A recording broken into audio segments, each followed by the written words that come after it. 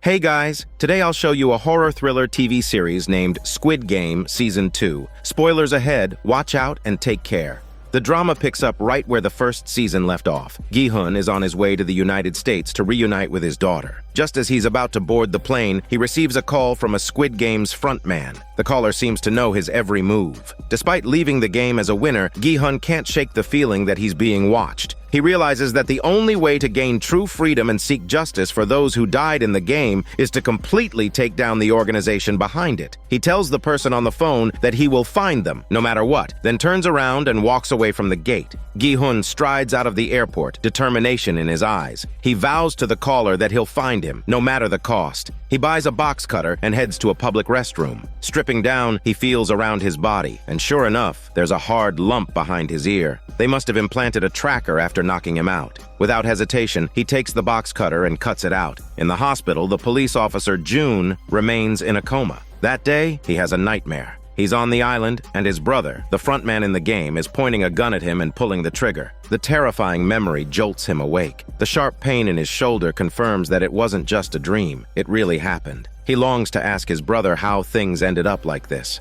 2 years later, June has left the Major Crimes Unit and now works as a traffic cop. His former superior approaches him, hoping to persuade him to return to the Major Crimes Unit, but June brushes him off with vague excuses. His supervisor knows exactly what this is about. June is protesting the lack of support he received during the investigation. The supervisor tries to explain he had reported June's testimony to the higher-ups and even sent the Coast Guard to search for days, but they never found that island. After being shot and falling into the sea, June immediately reported the deadly games on the island. But without his lost phone or any photos as evidence, and without knowing the island's exact location, all he had was the mysterious wound on his shoulder, which wasn't enough. The police chief demanded concrete evidence. In the end, they tried to fire June for going rogue and carrying a gun without authorization, but his supervisor pulled some strings and got him reassigned to traffic to save his badge. The supervisor asks June one more time if he is sure he doesn't remember who shot him. June hesitates, then shakes his head. He's still protecting his brother's secret. After his shift at the station, June changes out of his uniform. He touches the scar on his shoulder, and his mind drifts back to that day. At that time, his brother had reached out a hand, inviting him to come with him, but a cop and a criminal could never walk the same path. When June refused, the front man shot him in the shoulder. June blacked out and fell off the cliff. The truth is, June and the front man are half-brothers. The front man once donated a kidney to save June's life. The front man had been an outstanding police officer, but when his wife got sick and he desperately needed money for her treatment, he took a bribe and lost his job. In the end, his wife didn't survive, and after that, he disappeared. Back in the present, June stares at his reflection in the mirror, his eyes filled with resolve. He never gave up on finding the mysterious island or his brother. He still regularly goes out to sea with the fishing boat captain who rescued him that day, searching for the island. But despite scouring nearly every uncharted island on the map, they've found nothing so far. Meanwhile, since deciding to stay in Korea, Gi-hun has thrown himself into uncovering the truth behind the Squid Game. He's plagued by nightmares about the game, and peaceful sleep is no longer part of his life. With his 45.6 billion winnings, the first thing he did was buy a rundown motel and convert it into his base of operations. He even hired the loan shark he once owed money to help track down suspicious figures. Gi-hun knows his only lead lies with the mysterious recruiter he met at the subway station 3 years ago, the man who slapped him while playing the slap match game and gave him the invitation card. For 2 years, the loan shark's men have searched subway stations across Seoul, trying to find that slick recruiter in the suit, carrying a briefcase, offering a game of the slap match, and handing out cash or slaps depending on the outcome. But so far, nothing.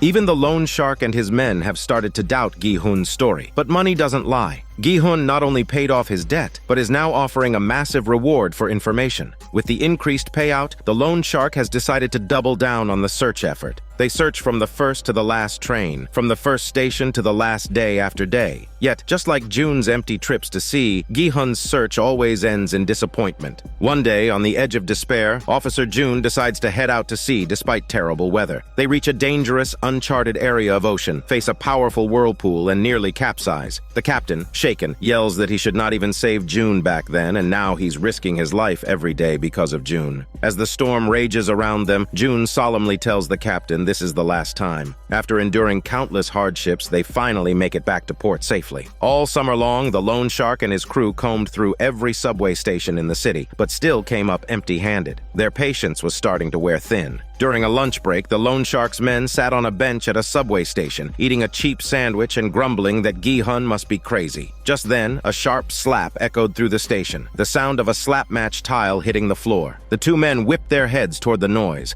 Across the platform, two men were locked in an intense game of the slap match, and one of them was exactly how Gi-hun had described the mysterious recruiter. It wasn't a delusion after all. Snapping out of their shock, they fumbled for their phones and called Gi-hun. When Gi-hun got the news, he was ecstatic. He grabbed his gun, jumped into his car, and sped toward the station. Meanwhile, the recruiter handed the other player a business card, then calmly walked out of the station. The loan shark's men, realizing Gi-hun wouldn't make it in time, had no choice but to follow him. The man who received the card wore a fisherman's hat and didn't look very old. He stared at the number on the card, hesitating over whether to call it. Just then, his girlfriend called. He ignored it. At that moment, the girlfriend was sitting in a hospital waiting room. She was pregnant, and he hadn't shown up as promised. Assuming he was bailing on his responsibilities, she sighed bitterly. She reached into her pocket and pulled out a matching business card. After staring at it for a moment, she got up and walked out of the hospital. It seemed both of them had received an invitation. Elsewhere, the recruiter bought 100 loaves of bread and 100 lottery tickets, then headed to a park in downtown Seoul where homeless people gathered. He approached a homeless man and woke him up, asking him to pick one, the bread or the ticket. The man hesitated. The bread would fill his stomach for a day. The lottery ticket, though, the grand prize, was 10 billion, an amount a regular person couldn't earn in 20 years. After only a brief pause, he chose the ticket. Of course, he didn't win. Greedy now, the man pointed at the bread, hoping to get that too. But the recruiter ignored his homeless bullshit and moved on to the next person. The next homeless person also picked the ticket and also lost. The recruiter repeated the process over and over. Faced with the choice between a small guarantee and the allure of a huge payout, most people chose the lottery, and none of them won. After he finished handing out the prizes, the recruiter carried the remaining bread to the center of the park. He set it down on the ground, then suddenly stomped on it, crushing the loaves beneath his feet. The homeless people gasped and cried out, horrified. One of them shouted at him not to waste the bread. The recruiter's smile sharpened. He said coolly that he had given them a choice. It's them who wasted it. He straightened his tie, smoothed his hair, and walked away as if nothing had happened. While the recruiter was teaching his twisted lesson in game theory, Gi-hun was speeding toward the station and inevitably got pulled over by traffic cops. Two officers got out of the patrol car. One of them was June. June decided to let the rookie handle it. Gi-hun, in a hurry, cooperated without a fuss. By the time June walked over, Gi-hun was already driving off. June glanced at the name on the license. It sounded familiar. Back at the station, June ran the license plate through the system and traced it to the loan shark's company. On the other side, the loan shark and his underling followed the recruiter into a small alley. After sending the address to Gi-hun, they feared losing track of him and decided to capture him first. However, they didn't expect the man to be overwhelmingly strong. Within moments, he swiftly took both of them down. By the time Gi-hun arrived, all he saw was the underling's dagger on the ground. What he didn't know was that high above him, on top of a tall building, the recruiter was silently watching him. The scene shifts to a hidden location where the loan shark and his underling were tied to chairs, their hands and feet bound. The recruiter was ready to start another game. This time it was simple again: rock, paper, scissors. They would each show two hands and then retract one. The loser would face a punishment. He pulled out a revolver and loaded a single bullet. In round one, the underling lost. The recruiter aimed the gun and fired. Luckily, it was an empty chamber. The loan shark lost the next round, while the underling lost again in round 3. But once again, the gun didn't fire. Both of them were incredibly lucky. Bored now, the recruiter decided to load 4 more bullets into the gun. Now, the chances of getting hit were 5 out of 6. Their hearts raced as the tension climbed. In the next round of rock, paper, scissors, the underling, nervous, made a mistake and showed 2 rocks. The loan shark played paper and scissors, so he had control over the outcome. As the countdown ended, the loan shark froze. He could have retracted his hand and guaranteed his win, but he couldn't bring himself to let his friend die. Of course, he wasn't about to sacrifice himself willingly either, but the indecision itself revealed the loan shark's humanity. But according to the rules, failing to act was a loss. The loan shark lost. This time the gun fired, sending him to collect Satan's debt in hell. Later that night, as a heavy rain poured down, Gi-hun returned to the base and found someone had broken in. The mysterious recruiter he had been searching for was waiting for him, standing in front of a calendar filled with red X's, as if mocking his years of effort. The recruiter glanced at Gi-hun's subway map, now covered in markings, and asked why he'd been so desperate to find him. Gi-hun explained he wanted to meet the front man of the Squid Game. He had something to say. The recruiter pointed the gun at Gi-hun, but Gi-hun pressed his forehead against the barrel, and the gun didn't fire. It was empty. Impressed by Gi-hun's courage, the recruiter loaded a bullet into the gun and proposed they play Russian roulette. They would take turns firing at themselves, and the game would end when someone died. To speed things up, they wouldn't spin the chamber after each shot, which meant the chances of getting hit kept increasing. Gi-hun took the first shot, but no bullet. The recruiter clearly enjoyed the thrill. The next round, Gi-hun fired again. Still no bullet. Now it was the recruiter's turn. He put the gun in his mouth, watching Gi-hun's face as he pulled the trigger. Gi-hun was horrified by his twisted behavior. The recruiter smirked, clearly enjoying the power he had over the situation. He handed the gun back to Gi-hun. This time, Gi-hun hesitated. With only 2 shots left, the chances of death were 50%. The recruiter mocked him, saying June was terrified and probably thinking, with the gun in his hands, all he needs to do is fire once or twice to blow this guy's head off. He was right. In this moment, Gi-hun had the power. He could kill the recruiter with just a single shot. And in his pocket, the recruiter had the contact information for the front man. Clearly, the recruiter wasn't afraid of dying. He leaned in closer, emphasizing that if June does that, he'll have to admit he is a failure. The words hit Gi-hun like a punch to the gut. He glared at the recruiter, determined to prove him wrong. Gi-hun picked up the gun, aimed it at his own temple, and pulled the trigger. By sheer luck, the gun didn't fire. The recruiter didn't see any fear in Gi-hun's eyes. Gi-hun handed the gun back. This time, the recruiter's smile faded. The magazine only had 1 bullet left. The odds were 100%.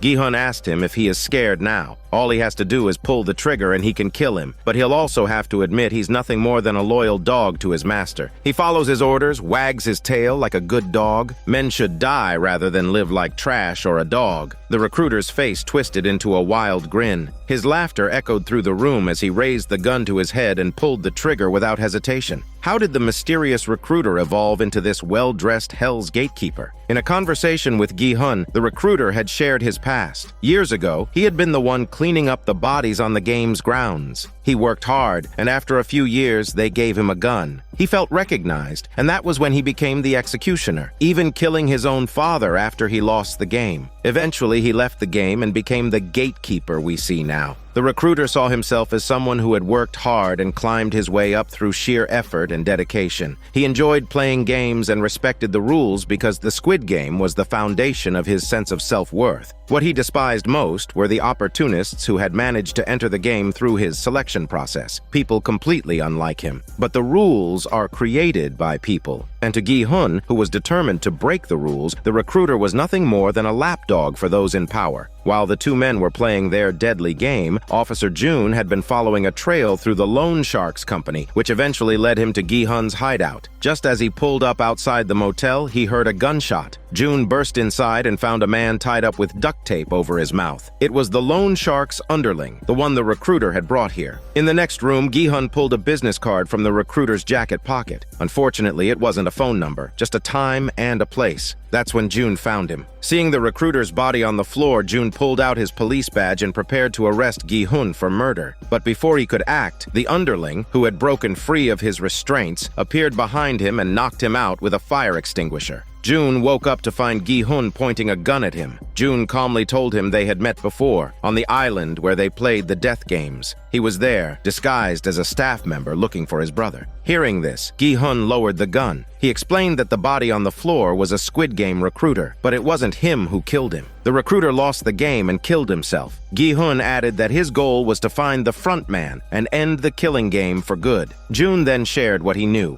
There are 3 types of masked men on the island. The gray-clad, there's only one of him. He's the creator of the game and the top authority. The black-clad, also just one person. As the frontman, he commands all the staff. The Redclads. Their numbers vary. Some are soldiers, others are laborers. June reasoned that if the game creator is already dead like Gi-hun said, the original Black-clad will probably be promoted to Gray-clad. And of course, a new Black-clad will take his place. Gi-hun asked June if he knew who the frontman was. June hesitated because it was his brother, but he simply said he always wore a mask and he never saw his face. Then June asked Gi-hun what he planned to do if he found the frontman. Gi-hun replied that just killing him won't be enough to stop the game. He revealed that before the game's creator died, he told him that the game was created to entertain the VIPs. So now they have to go after the twisted people who take pleasure in death. June recalled that the VIPs were real. He had seen them himself. He then offered to go together and help Gi-hun find them. June was the only person besides Gi-hun who had survived the Squid Game island.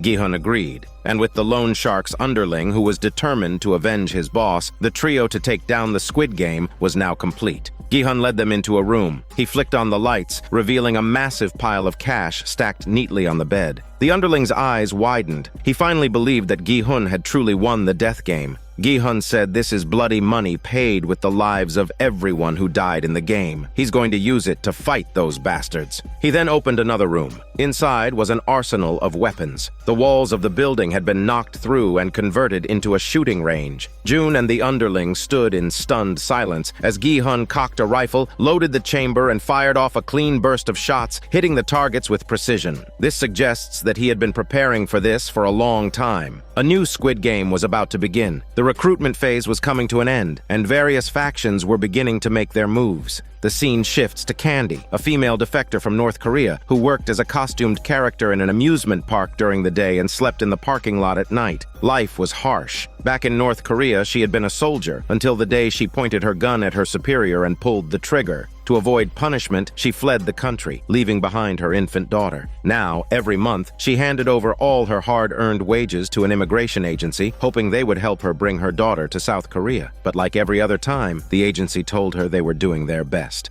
Candy returned to her car, tears streaming down her face as she stared at a photo of a family of 3. Suddenly there was a knock on her car window. Assuming it was security trying to drive her away, she was surprised when the person silently handed her a business card and walked off. Curious, Candy examined it. The familiar circle, triangle, and square symbols. The next day, she quit her job at the amusement park. Late at night, Candy arrived at the designated location. Several container trucks were already parked there, each one modified into a row of individual rooms. Candy entered room 11. Inside, she removed her clothes and put on the red hooded jumpsuit and black triangle mask provided by the game's organizers. It turns out she wasn't a player here. She was one of the game's enforcers. Tomorrow was the date written on the card. Recently, Gi-hun and his team had recruited several fighters. The plan was for Gi-hun and the underling to infiltrate the event, while June and the others waited outside, ready to strike and take down the enemy in one sweep. To ensure they could track him, Gi-hun had even implanted a GPS tracker in one of his teeth. With everything prepared, Gi-hun called his daughter, but when she answered, he couldn't bring himself to speak. Fighting back tears, he hung up.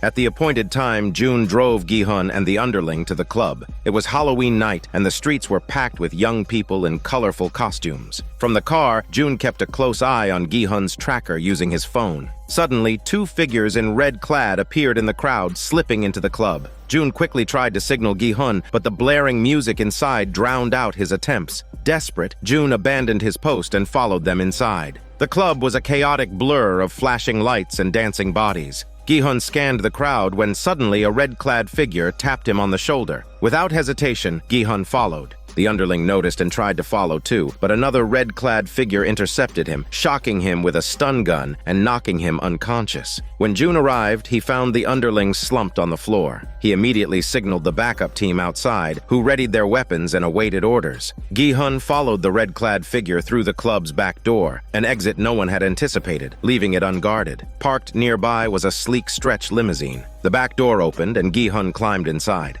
June reached the alley just in time to see the limo drive off. He urgently ordered his team to pursue. Inside the limo, Gi-hun found himself alone. The only thing in front of him was a golden pig-shaped speaker. From it, a voice spoke to Gi-hun, number 456, asking what he wanted here. It was the gray-clad's voice. Suppressing his anger, Gi-hun demanded to stop the Squid Game, accusing it of being a murderous blood sport. The gray-clad chuckled, telling him he should forget the past and take his winnings and go to America to see his daughter. That's the smart choice, while playing the hero and trying to save the world is a fool's errand. The world won't change, and neither will the game. The bitterness in his tone betrayed his cynical outlook. Just then, Gi-hun heard panicked voices in his earpiece. Jun's team was under attack. The gray-clad had anticipated everything. The ambush had been waiting all along. Realizing Plan A had failed, Gi-hun drew his gun and fired multiple shots at the partition between the passenger area and the driver's seat, but the glass was bulletproof. Frustrated, he lowered his weapon.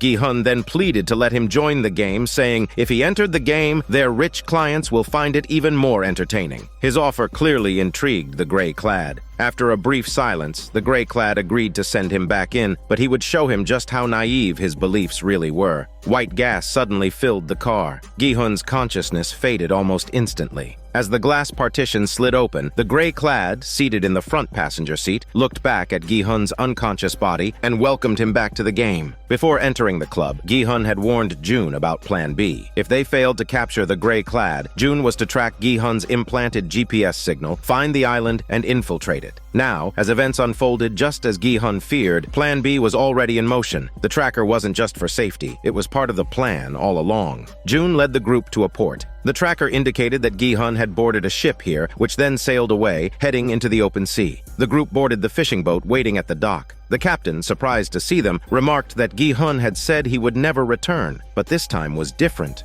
He watched as the red dot on his phone blinked repeatedly, guiding the boat in that direction. It was the signal from the tracker implanted in Gi-hun. Once the game started, Gi-hun could be in danger at any moment, and they had to find him as quickly as possible. Gi-hun woke up to find himself lying on a metal bed. Looking around, he saw that the huge room was filled with identical beds. People were slowly waking up, all wearing matching tracksuits. The scene was all too familiar. Glancing at the number 456 on his chest, he realized he was back in the Squid Game arena. Turning his head, he noticed a psychic-like woman in the bed next to him, watching him with interest. As more people woke up, they gathered curiously in the center of the hall. Gi-hun walked toward the group, but was suddenly called out by the psychic woman beside him. She said he was being followed by restless spirits and they brought him here. Gi-hun, not believing in ghosts, ignored her bullshit. At that moment, the doors to the hall opened and a group of red-clad figures entered. The masks were the same as before. The circle-shaped masks were for the staff, the triangle-shaped ones for armed soldiers, and the square ones for the squad leaders. The leader, wearing a square mask, addressed the group that, for the next 6 days, they will participate in 6 games. The winner of each game will receive a high cash prize. Suddenly, a woman with heavy makeup and a deep voice that sounded unusually masculine interrupted him. She explained that the reason she had undergone gender reassignment surgery was because she needed a lot of money to start a new life in Thailand. Other players also started voicing their complaints. One woman with dreadlocks complained that the tracksuits were ugly and wanted to change. A young man with a hip-hop style grumbled that his limited edition sneakers were missing. Then, player 333 pushed through the crowd, demanding his phone, saying he's into cryptocurrency and needs to check the price every minute. Of course, the organizers had already done extensive background checks on all the participants. Player 333 was exposed right then and there. He was the same person who had been seen at the subway station wearing a fisherman's hat and talking with Gi-hun. He was a YouTube crypto influencer who had encouraged his followers to invest in a coin that eventually crashed, leading to a loss of 15.2 billion. He shut down his channel and was now wanted for fraud with a debt of 1.8 billion. Several other loud players were also outed, including the most arrogant one, number 100, who was in debt to the tune of 10 billion. The man, full of bravado, sneered and said not just anyone could borrow that kind of money. The room fell silent. At that moment, a transparent piggy bank descended slowly from the ceiling. The square-masked leader began explaining the game mechanics. After each of the 6 games, the prize money would be deposited into the piggy bank, accumulating throughout the competition. The total prize pool was 45.6 billion, and the distribution details would be revealed after the first game. There was also a new feature. After each game, a vote would be held to decide whether the game should continue or stop. If the majority voted to stop, participants could leave with the accumulated accumulated prize money. At this point, Gi-hun finally spoke up. He reminded everyone that in the previous Squid Game, everyone had to fight to the death in order to win the money. He couldn't believe it when he heard that they could leave after just one game if they voted to stop.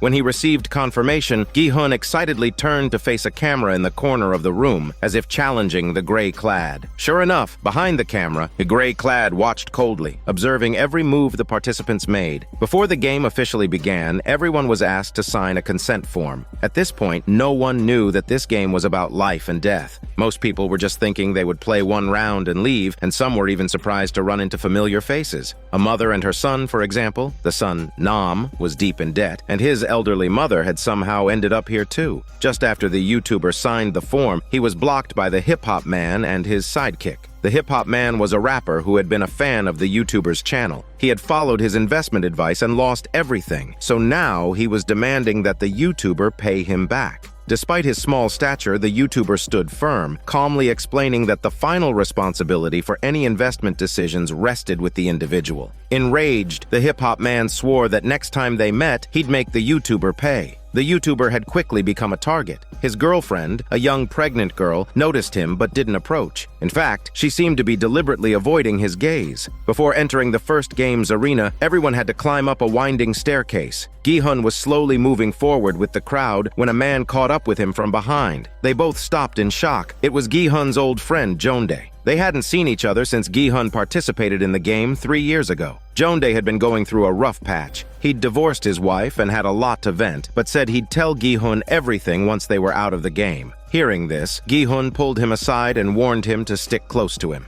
Meanwhile, June and the others were following the GPS signal from Gi-hun's tracker, trying to locate the island. On the fishing boat, June stared at his phone, watching the red dot that had stopped moving, suggesting they were almost there. He walked up to the captain and ordered him to increase speed. He also informed the captain that they were tracking a player who had previously participated in the Squid Game, and they believed he was brought back to the island. The captain looked surprised. Soon, the boat reached the island where the signal had led them. June stayed on the boat, overseeing the drone surveillance to scout for any signs of danger while the others boarded smaller boats to land. Following the GPS coordinates, they climbed up a small hill. There, they spotted a man in a red vest, fishing behind some rocks. The team quietly approached. Just as they were closing in, the man turned around, only to have several guns pointed at his face. At that moment, a large square pit opened up in the center of the island, revealing the playing field for the first game. As everyone gathered in the area, their eyes were drawn to a massive wooden doll in the distance. Gi-hun looked up at the seagulls flying overhead, taking in the scale of the arena. He was stunned. Just as he was lost in thought, the iron gate behind them slammed shut, giving everyone a shock. A voice from the loudspeaker echoed, announcing that the first game is red light, green light, the familiar nightmare scenario. With the game about to begin and June still nowhere to be seen, Gi-hun's anxiety grew. He clenched his teeth and pulled out his fake tooth, only to find the tracker had disappeared. It dawned on him that the gray-clad had removed the tracker while he was unconscious and had placed it in the bait, giving it to a fisherman at the port. That's how June and the others had been misled. Things were getting dire. Without backup, Gi-hun was panicking.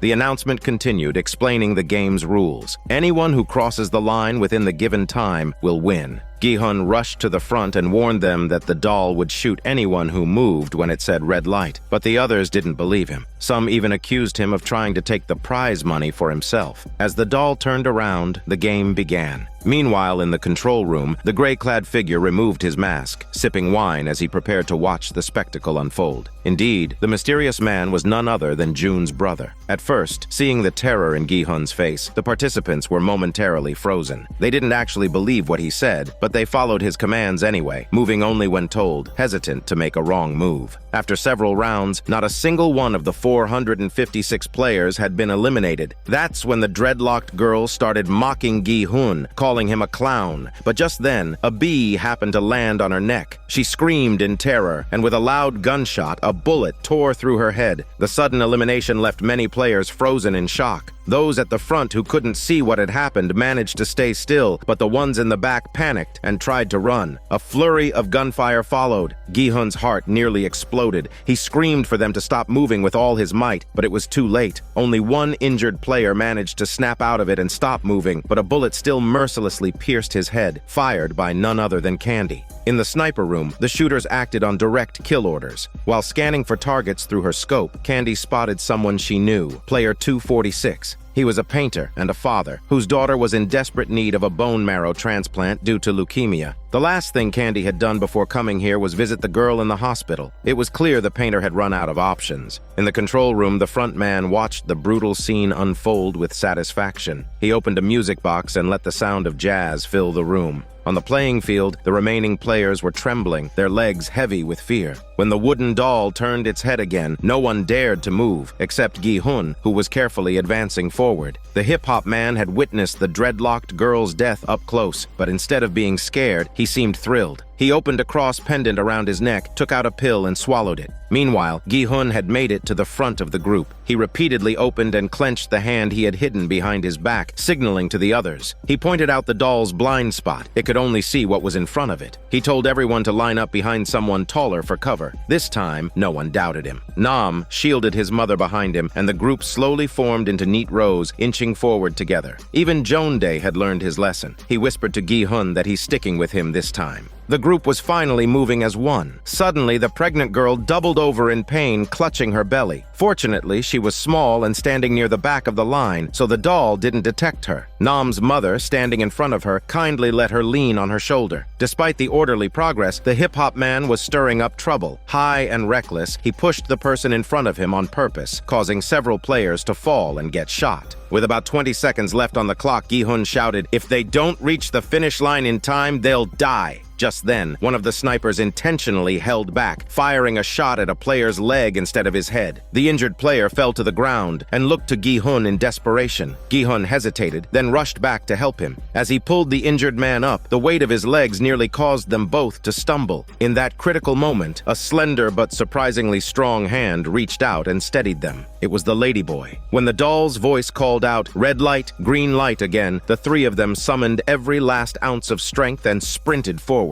In the final second, they crossed the finish line and collapsed onto the ground, gasping for air. Just as they were catching their breath, a gunshot suddenly rang out. The injured player had been shot in the head. Candy had pulled the trigger. The sniper who had held back earlier turned to her and asked what the hell she was doing. She replied coldly that she was just following the rules. With the sound of grinding gears, the large metal doors over the arena slowly closed. The first round of the game was over. On the fishing boat, June's men were furious after being misled. The underling angrily yelled that someone must have leaked information. The captain reminded them that a storm was coming and told them to head back to port first. Back on the island, the surviving players sat in the main hall, completely drained. No one spoke except for the hip-hop man, who was still twitchy and excited from the drugs. The hall doors opened. A row of red-clad guards entered and announced the results. 91 players were eliminated, while 365 players survived. Suddenly, Nam's mother fell to her knees, clutching her son's arm. She begged the guards not to kill them, promising to repay all her son's debts. One by one, others followed suit, falling to their knees. They all thought the guards had been sent by the loan sharks.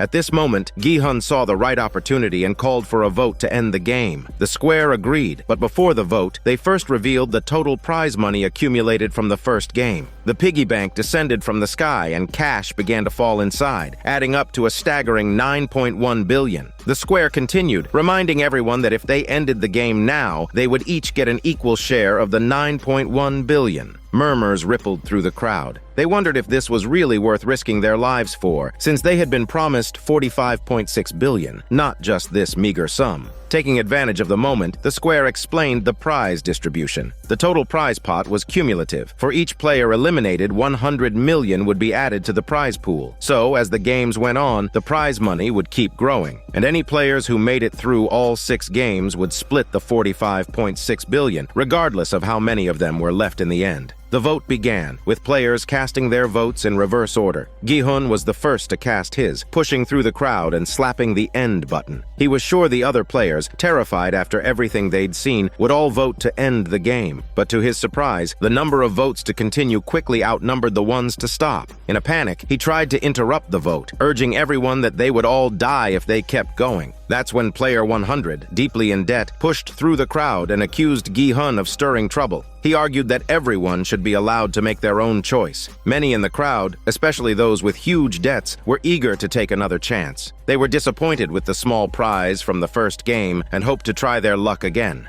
Desperate, Gi-hun confessed that he had played 3 years ago and that everyone he had played with was now dead. His words drew a stunned reaction from the crowd. Gi-hun had meant to use himself as a warning, hoping to convince everyone to quit, but instead, he sparked even more anger. Some players began blaming him for trying to take the prize away from them, since he had already won once. Just as Gi-hun found himself surrounded by enemies, the hip-hop man stepped forward. He argued that if Gi-hun had already passed the game, that would actually give him an advantage. Gi-hun could lead everyone to avoid the traps and win the grand prize together. This suggestion lit a spark, and the whole group's morale shot up. They were more eager than ever to continue. The vote continued, with the numbers neck and neck. In the end, the tally reached 182 for continuing and 182 for ending. This meant that player number 1 would have the deciding vote. Amid the cheers and chants from both sides, player number 1 walked briskly to the voting machine. After a brief hesitation, he cast a vote to continue. The outcome was decided. Some cheered, while others sank into despair. When player number 1 turned and looked at the dejected Gi-hun, a victorious smile spread across his face. To Gi-hun's shock, the player was none other than the front man who had infiltrated the game. According to the rules, since more players had voted to continue, the second round would take place the next day. This time, the voting options were pinned to everyone's chest, making the division between the two camps even more obvious. After casting his vote, Gi-hun fell silent. He had no idea that the front man had entered the game to win a bet. He was still replaying everything in his mind,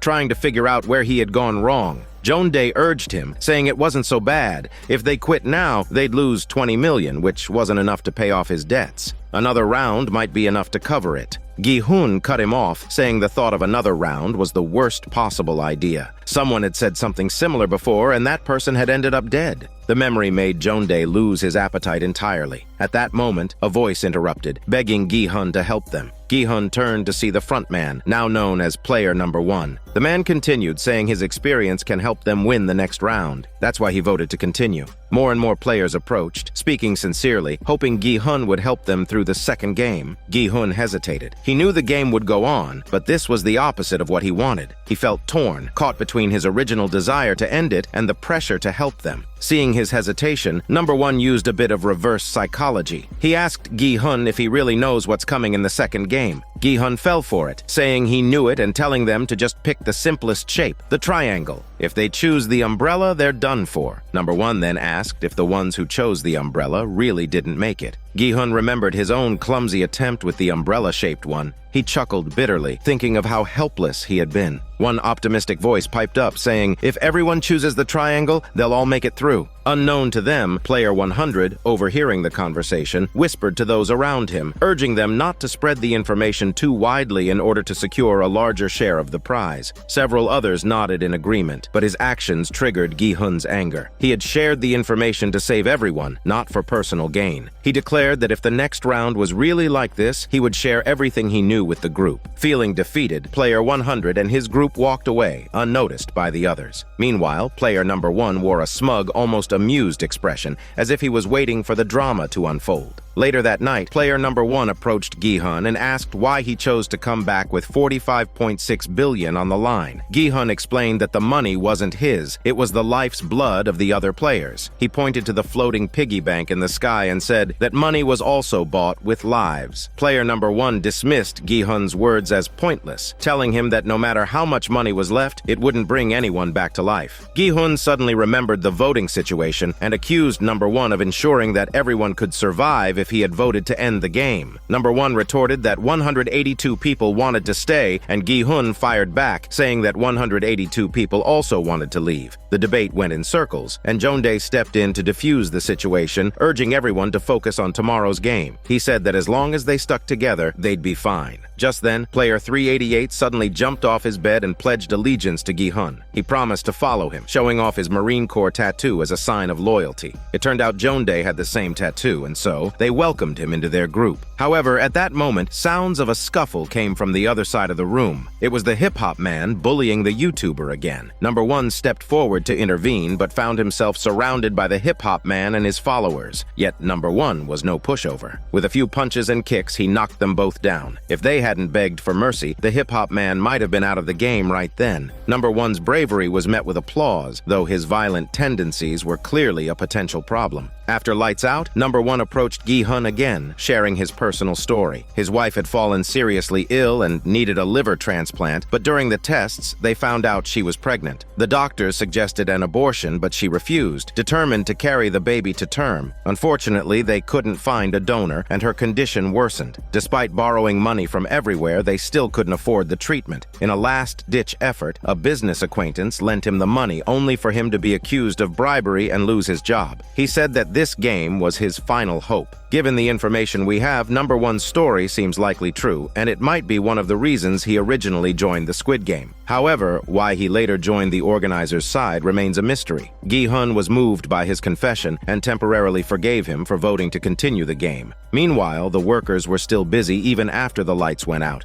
In the cremation room, the round-masked staff were pushing coffins filled with players' bodies into the furnace. The coffins were marked with bright pink ribbons, though some were subtly tagged, indicating that the bodies inside were being harvested for organ trade. From the first season, we know that certain members of the game's management were involved in the illicit organ trade. Initially, they used black market doctors to infiltrate the games as players, but now they were going straight to the outside world to find people. However, the doctors had noticed that these bodies were not very useful. Either they had been dead for too long or their vital organs had been damaged. The sniper who had intentionally allowed 2 players to survive for the sake of the trade complained, saying that his purpose was to leave just enough life in the victims to harvest their organs. The 2 players he shot in the legs were later killed with a fatal shot, both by Candy. Candy was brought before the Square. It was clear that the Square knew her well. He asked if she still wanted to find her child. It seemed that she had been working for them for years. Candy, however, stood firm in her beliefs. She had joined to help those in despair escape their suffering, which was why she always shot to kill. She admitted that the organ trade was never part of the plan. The Square tried to justify it, saying that those people would have died anyway, so what was wrong with using their organs to save others? Candy remained silent, put on her mask, and left. After his first failed search, June went to the police station for help, seeking out his old boss.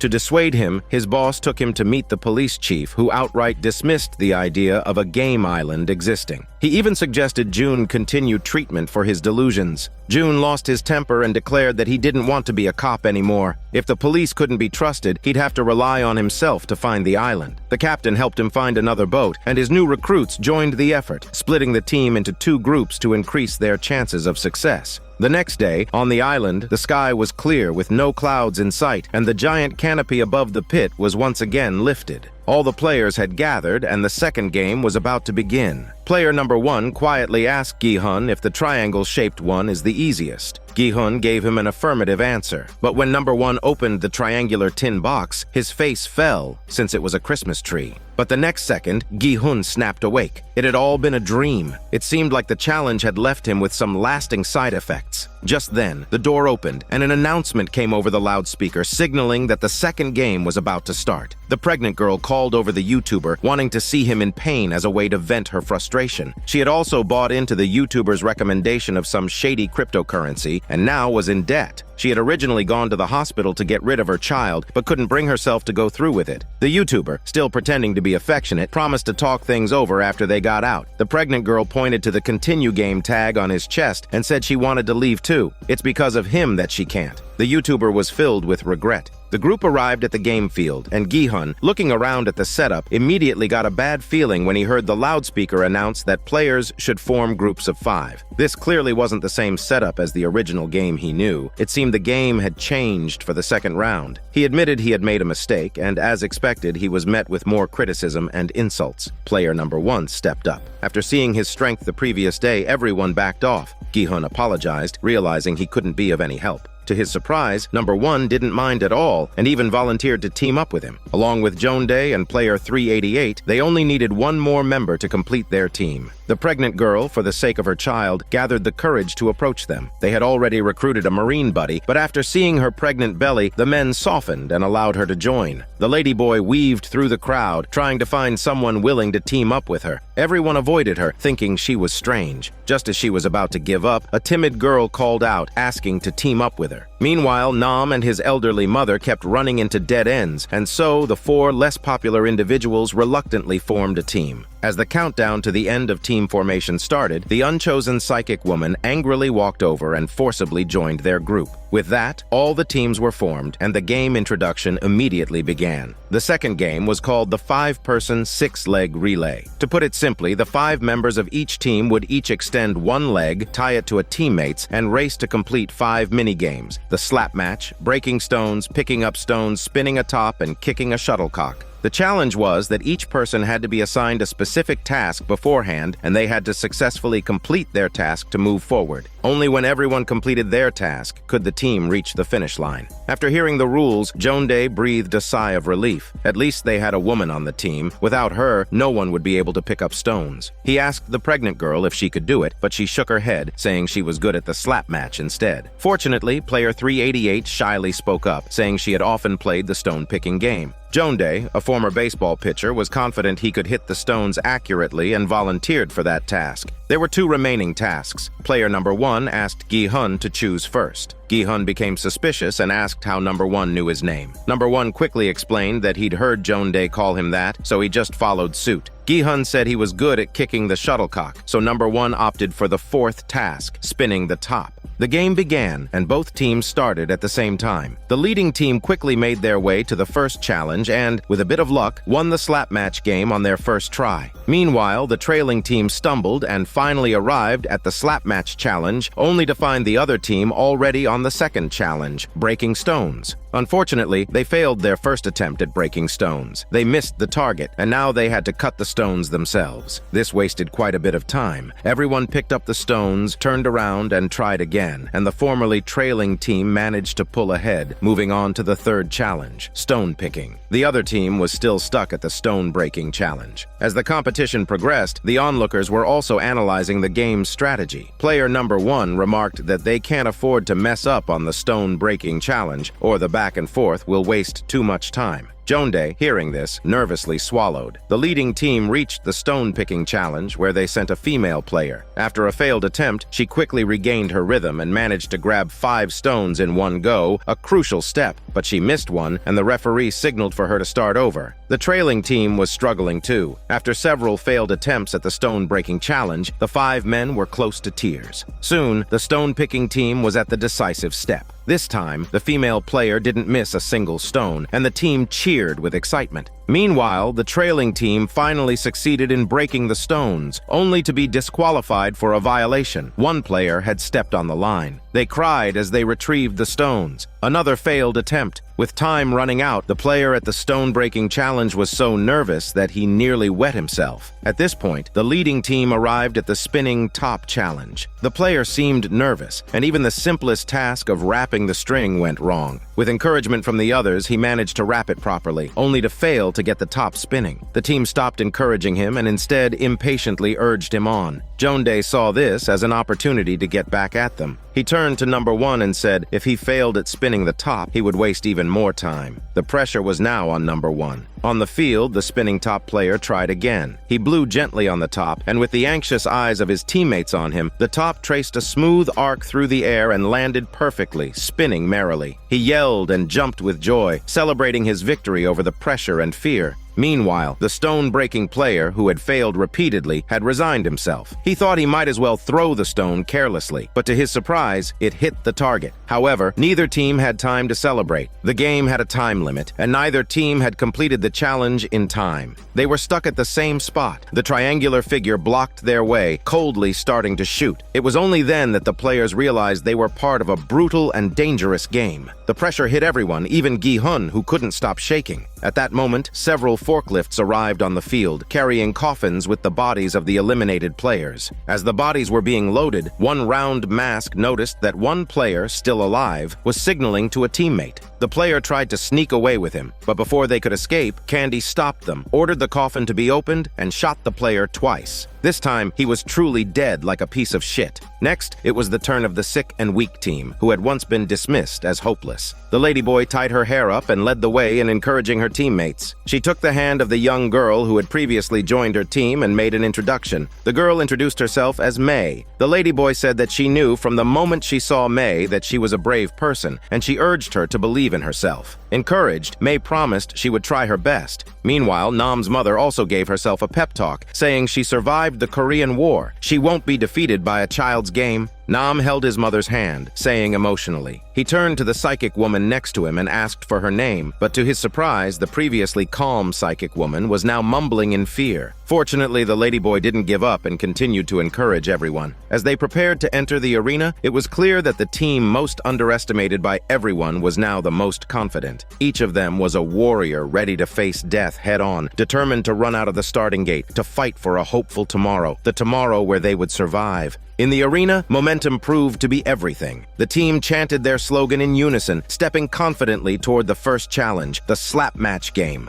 May failed 3 times in a row, and the others couldn't bring themselves to criticize her, but the psychic woman was swearing in frustration. The ladyboy kindly suggested that she try a different approach, and after taking the advice, May succeeded on her next attempt. Jeondae watched nervously, turning away, too scared to look. Gi-hun checked the clock and saw that only 45 seconds had passed. At this rate, the team still had a chance. Soon, they reached the second challenge. Nam took a deep breath, steadied himself, and threw the stone, only to miss. He apologized repeatedly, but everyone reassured him it was okay. Only the ladyboy remained calm. She gently reminded them to focus. They retrieved the stone again, and following her advice, they walked backward toward the throwing position for a second attempt. Number 1 observed the situation and concluded that walking backward makes it faster. This time, Nam's mother whispered to her son to imagine the stone as a scammer trying to cheat him. The words snapped him back to his senses, and he suddenly unleashed his full potential. With a loud thwack, he smashed the stone dead center. Next, they reached the stone-picking challenge. A minute and a half had passed, and their pace was still steady. The player this time was Nam's mother. Her age showed, and she wasn't very practiced. After a few tries, she failed. But she quickly adjusted her mindset and kept going. Nam cheered her on. Her hands no longer trembled, and she moved with purpose, grabbing stones with precision. When it came time to grab the final 5 stones, her son gave one last piece of advice. Imagine those stones are Dad's mistress. Grab her and don't let go. With that, her fingers swept through the air and gripped all 5 stones in one smooth motion. The team moved on to the spinning top challenge.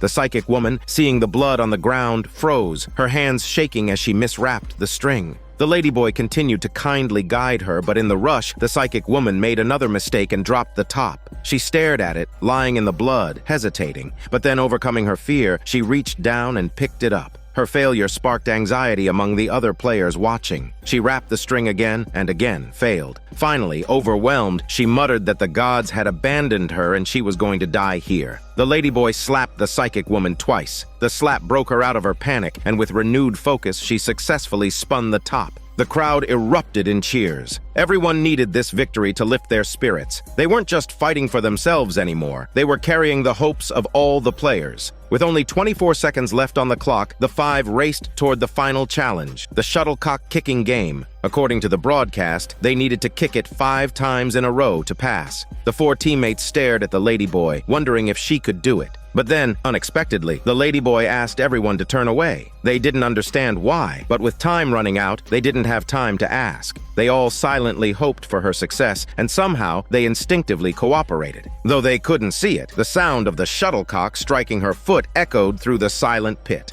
With each successful kick, the tension in the air grew. On the 5th kick, she nailed it. The team didn't have time to celebrate. Amid the roar of the crowd, they dashed toward the finish line. With just seconds to spare, they crossed it. Many players were in tears, elated by their success, while Gi-hun and number 1, overwhelmed with emotion, hugged each other in ecstatic celebration. Later, while chatting casually, the ladyboy admitted that she'd asked everyone to turn away during the shuttlecock kicking because she had recently undergone breast surgery. She didn't want anyone to notice the subtle changes, feeling embarrassed. In the wake of the ladyboy's leadership, the competitive spirit of the players was reignited. The energy in the arena felt different. Everyone was now bursting with courage. They fought fiercely, some with triumphant joy, others with heroic dignity in defeat. The game reached its final 2 teams, one of which was Gi-hun's team. When the starting gun fired, both teams marched toward the first challenge with synchronized chants. As expected, the pregnant girl was excellent at the slap match game, hitting her target on the first try. Joan-dae was also on point, landing a perfect hit on the stone. The team moved swiftly to the third challenge. Player 388 blew gently on the stone in his hand to steady himself. In no time, he grabbed all 5 stones in one smooth motion, as graceful as if he were wielding a sword. His teammates stood in awe for a moment before they snapped back to reality and continued forward, reaching the spinning top challenge.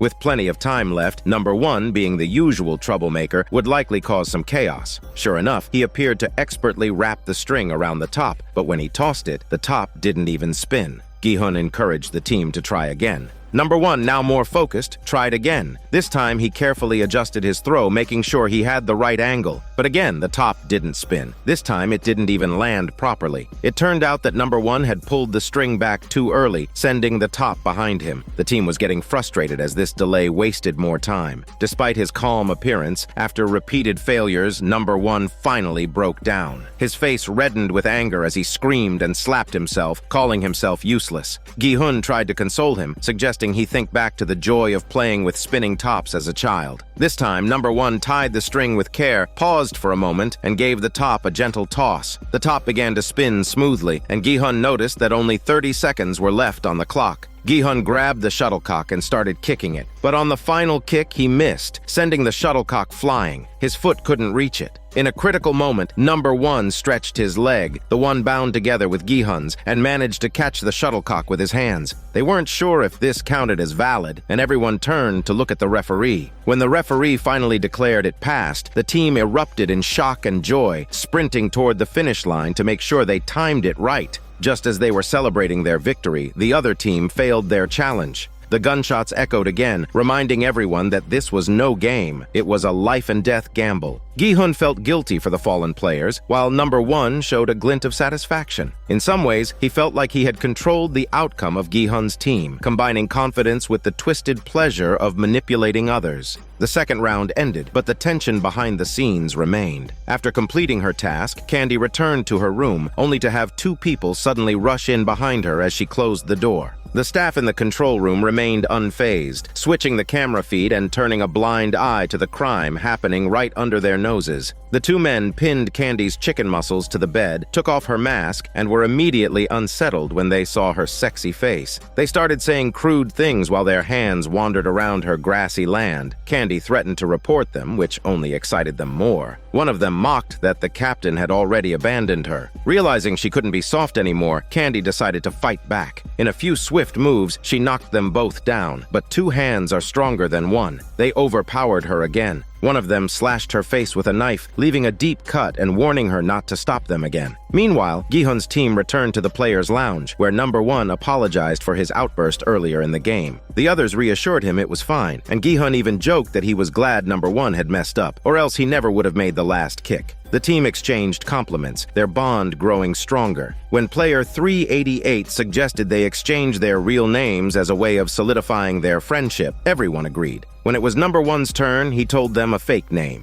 Just then, a group of red-clad figures entered the lounge, announcing that 110 players had perished in the second round. Everyone's attention turned to the piggy bank hanging above, the prize pool now totaling a staggering $201 billion. This meant that the remaining 255 players could each receive roughly $78.8 million. Despite this enormous sum, some players still felt it wasn't enough. Next came the vote on whether to end the game. Gi-hun noticed Joan-dae's reluctance to leave and was disappointed. He glanced at number 1, who immediately understood and said he was also planning to quit and would vote to end the game. Player 388 firmly believed that they would all leave this time. Seeing this, Jongdae reluctantly agreed, saying it was time to stop and quit. Gi-hun urged everyone to trust him and vote to end the game. He promised his teammates that he had a lot of money, and once they were out, he would help them all. The vote began with number 1, and number 456 cast the last vote. Number 1 stepped forward and cast the vote to end the game. It seemed like a good start, but when it was Nam's turn to vote third, his mother held on to his hand. Together, they were ready to quit, and with the prize money combined, they would have 150 million, enough to pay off their debts. But Nam couldn't resist the temptation of the money and cast a vote to continue.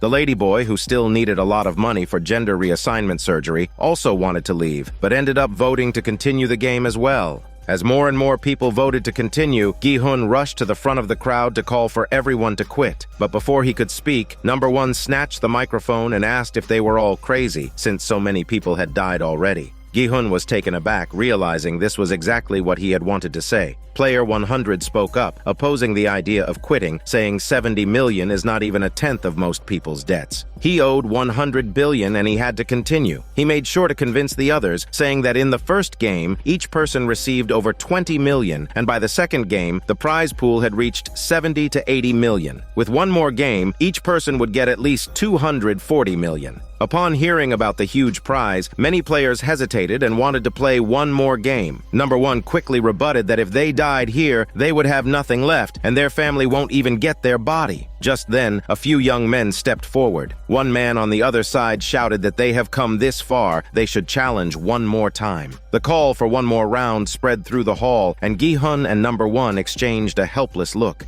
It seemed like they would lose to human greed once again. Sure enough, after the voting, the number of votes to continue outweighed the votes to end. The game would continue, and the third round would take place tomorrow. Gi-hun stood in front of the voting machine, reluctant to leave. Nam followed his mother and apologized, saying he still had other debts, but promised to quit after the last game. The old lady, though still unwilling, saw that continuing was inevitable. She realized she couldn't decide the fate of herself and her son anymore, so she also voted to continue. Jongdae, feeling guilty, hid away from everyone. Player 388 pulled him back into the group. Jongdae noticed the solemn expressions on Gi-hun and number 1's faces and reluctantly admitted his mistake, saying he should be able to pay his debts off after one more game. Number 1 was still putting on an act, accusing Jongdae of not keeping his word, but then he quickly turned around and defended him, saying even if Jongdae voted against it, it wouldn't change the final outcome. Jongdae quickly backed down, distancing himself from the situation. Player 388 chimed in, saying he actually wanted to play one more round too. Jongdae, hearing this, had his guilt completely vanish. He casually sat down and began encouraging everyone to stay united. Finally, Gi-hun spoke up, his voice heavy with sadness. He said the next game might be a fight to the death.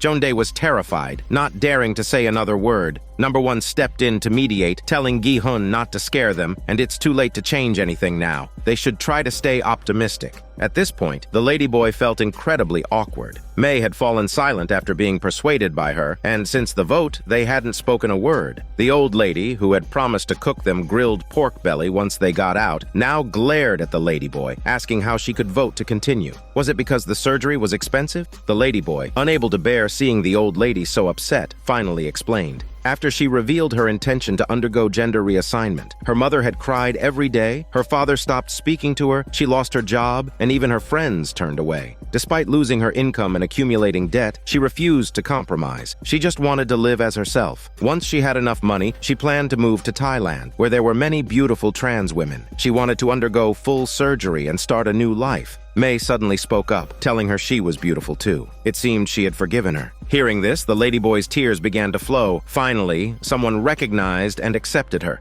In the bathroom, the hip-hop man started trouble again. Seeing that the YouTuber had voted to end the game, the hip-hop man scolded him for disobeying and wanting to quit. The YouTuber had chosen to quit because of the pregnant girl as an apology to her. Unfortunately, the pregnant girl didn't appreciate it. The YouTuber retorted, saying that when he first bought the coins, they appreciated, but his greed kept him from selling in time, which is why he got stuck with them. He even mocked the hip-hop man's intelligence, which made the hip-hop man furious. She grabbed him by the neck, ready to beat him. Just then, others rushed into the bathroom and saved the YouTuber, telling him that if he needed anything, he could come to them. Gi-hun told his team to sleep under the beds that night. He remembered the chaos that had occurred during the last night in the players' hall and warned everyone to be careful, especially since mutual killing would increase the prize pool. Number 1 pretended to doubt, and they agreed to take turns keeping watch, with Gi-hun going first. Later that night, Jeondae woke up to take over the watch. Gi-hun wasn't tired, so they started talking. Jeondae asked him if it was to raise money for his sick mother's medical bills when he first joined the Squid Game. Gi-hun nodded. Jeondae, confused, asked why he was still here since he had already won a large sum. Gi-hun asked him how he would feel if he died in front of him, and he walked away with all the prize money. Jeondae couldn't answer and merely avoided the question, saying it wouldn't happen. Gi-hun replied, that's why he was here again. He wanted to help everyone get out of this alive and end this game. But he felt helpless. The game kept going, and every day someone died, yet he had no way to stop it. Jeondae suddenly remembered a time when they had both worked at a factory and experienced a strike. The company had told the striking workers that if they left the factory, not only would they be forgiven, but they'd also receive additional severance pay. At the time, Gi-hun had been resting while Jeondae was on watch. Jeondae had briefly thought about leaving, but Gi-hun's words in his sleep stopped him. He told his mom he's hungry and asked for something to eat. Gi-hun had been crying in his sleep.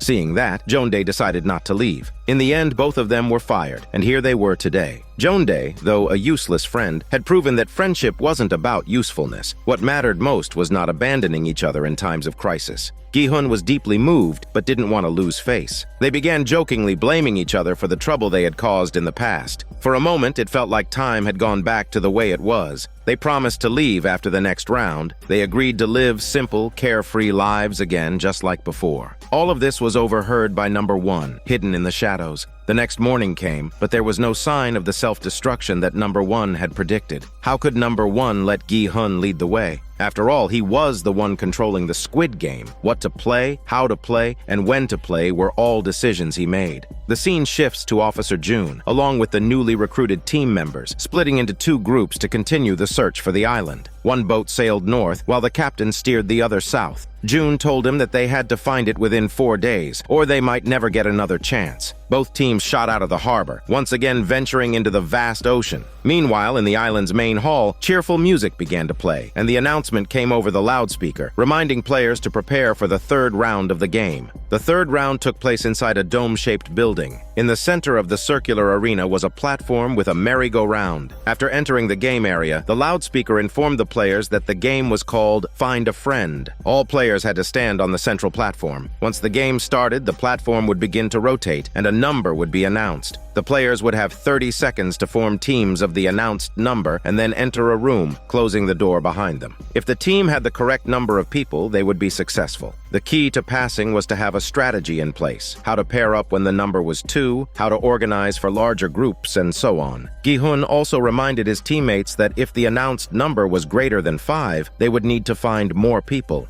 As he spoke, he began to observe the other players around him. The game started, and the central platform began to spin, with a cheerful children's song playing as its introduction. The colors and lights inside the room changed continuously, resembling a school dance. For a moment, everyone seemed confused, except for the hip-hop man and his follower. They were carefree, no worry, no fear, dancing joyfully. Just when everyone started to relax, the platform came to a sudden stop, and the cheerful music changed to a fast-paced rhythm. The announcement revealed the number 10, and the screen displayed a 30-second countdown. After a brief moment of panic, the crowd began to form teams. Those who were in groups of 5 quickly paired up, completing their task. Gi-hun and the ladyboy joined forces and managed to survive the round. The second round began, and the cheerful children's song played again. This time, no one dared to relax. The number announced was 4. The ladyboy's team had already made plans. She, May, and Nam and his mother quickly formed their group of 4, leaving the psychic woman to panic alone. Gi-hun's group of 5 faced a tougher situation. He told his confused teammates to have the remaining 4 quickly find a room. Number 1 stepped forward, offering his spot to Gi-hun and the others. He then ran off to form a 3-person team. When the countdown ended, the ruthless shooting round began. After the cleanup, the remaining players returned to the arena, carefully avoiding bloodstains on the floor, silently relieved to be alive. Candy didn't dare to push her luck this time. The organ team got their desired living bodies. The ladyboys group walked out of their room and bumped into the psychic woman, who shot them a deadly look. She muttered that she wouldn't forget this grudge. After leaving the room, Gi-hun began searching for number 1. Not far away, he heard a familiar voice. Number 1 called out Gi-hun's name and walked toward the group with a big smile. The others embraced him, and number 1 jokingly said he had good social skills, even teasing the pregnant girl about her belly. He added, "If the number announced next time is 6, our group will be perfect." The new round began. As the merry-go-round stopped spinning, the loudspeaker announced the number 3, and the 30-second countdown began. Not wanting to split from the ladyboy, Nam decided to stick with his mother. The ladyboy split her group into 2, and each went to find one more player. Gi-hun and number 1 voluntarily stepped aside, allowing the other 3 to form their team. Nam was searching for his partner when 2 players rushed in and grabbed him. Reluctantly, he followed them into a room.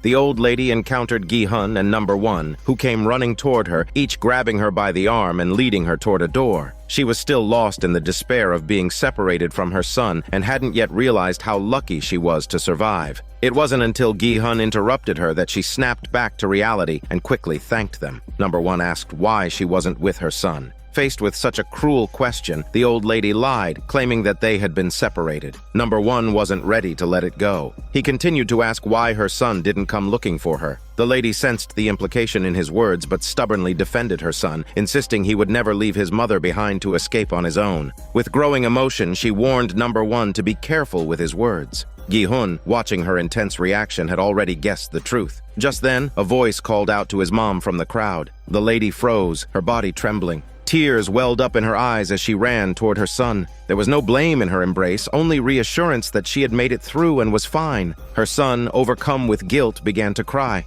The lady tiptoed, holding him and comforting him like a giant baby. Human nature can't be tested like this. The immense power of a mother's love moved Gi-hun, and it strengthened his resolve. He swore that he would ensure everyone made it out safely. The game began again. This time, Nam gripped his mother's hand. After the brief children's song, the platform stopped spinning again. The number announced was 6. Gi-hun's and the ladyboy's teams were close to each other. Gi-hun divided the group into 4 women and 2 men, and they formed their teams. With the remaining 3, they strategized and quickly recruited player 246, but they still needed 2 more. Meanwhile, player 388 and his group arrived outside a room, only to find that number 100 had already claimed it. Just then, the ladyboy spotted another empty room and everyone shifted directions. During the rush, May, who was trailing behind, got knocked to the ground in the chaos, unnoticed by the others. It wasn't until they were about to shut the door that they realized May was missing. The ladyboy opened the door and searched frantically. Just as she was about to run to help May, a figure suddenly crashed into the room and quickly slammed the door shut. It was a close call. May arrived late, and through the window, the two could only look at each other through tear-filled eyes. A gunshot rang out, and May slowly collapsed outside the door. The pregnant girl glared furiously at the man who had barged in. It turned out to be the YouTuber. The ladyboy was emotional, but the YouTuber remained calm, explaining that if he hadn't entered when he did, the timer would have ended and everyone would have died. The pregnant girl hated him, but gave an objective answer. The YouTuber had indeed saved everyone. Player 388 agreed, and the ladyboy reluctantly accepted the situation. Another door opened, and Gi-hun led his group out. At the critical moment, they managed to find 2 more players and completed their team, but there was no time to rest. The final round was starting. The players stood on the blood-stained platform, stepping over the remains of those who had fallen. They numbly waited for the music to stop. Jeondae helplessly asked Gi-hun what he thought the next number would be. Number 1 immediately answered number 2. He explained that there were only 126 players left, and with only 50 rooms available, each room could fit 2 people. Only those who reached a room first would survive. The thought of what might come next sent a chill down Gi-hun's spine. If that was true, they were about to witness the darkest side of human nature. But before he could think any further, the merry-go-round stopped, and the loudspeaker announced number 2. Jeondae called out to Gi-hun, wanting to team up with him, but number 1 grabbed him and walked away. Nam stayed with his mother. The YouTuber took the pregnant girl with him. Finally, player 388 pulled Gi-hun along, but as number 1 had warned, the danger of the number 2 wasn't in forming teams, it was in fighting for rooms. Some players managed to get into rooms by sheer luck, but many others resorted to violence, fighting to claim rooms, killing each other in the process. Just as number 1 and Joan-dae rushed forward, someone tackled Joan-dae to the ground. The one who knocked him down rushed to the door, ready to enter first. Number 1 engaged in a brutal fight with him. Fortunately, number 1 was strong enough, and they managed to get the room. However, when they shut the door, Joan-dae froze. There was already one player inside. The three of them stared at each other, neither willing to back down. With only 5 seconds left on the countdown, if there were 3 people inside the room when time ran out, no one would survive. Without hesitation, number 1 strangled the player who had gotten there first. The one who had been thrown aside rushed up to push the door, crying that they got here first. It turned out he was in a team with the player number 1 had just subdued. But at this point, it didn't matter who had arrived first. When the timer hit 0, number 1 snapped the neck of the player who had arrived first. Though they survived by number 1's ruthlessness, Joan-dae couldn't help but feel a pang of fear witnessing such brutality up close.